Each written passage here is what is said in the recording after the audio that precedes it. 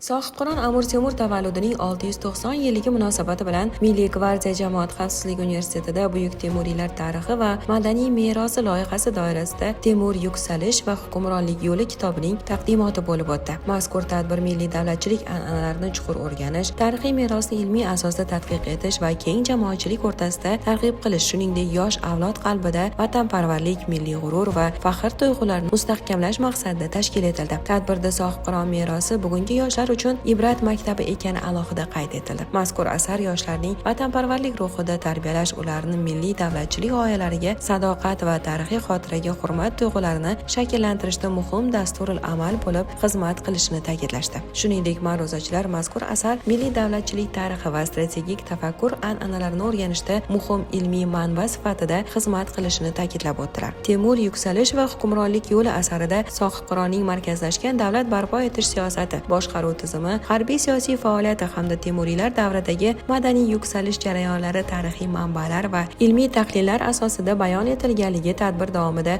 o'z tasdig'ini topdi. Asarda Temuriylar davlatchilik maktabi, strategik fikrlash an'analari va milliy yuksalish g'oyalarining tarixiy ildizlari tizimli ravishda tahlil qilingan. Tadbir davomida ishtirokchilar tomonidan berilgan savollarga muallif va mutaxassislar tomonidan batafsil javob berildi. Tadbir tashkilotchilari tomonidan mazkur kitob taqdimoti milliy tarixiy xotirani mustahkamlash, davlatchilik merosini chuqur anglash va yoshlar ma'naviyatini yuksaltirishga xizmat qilishi alohida qayd etildi.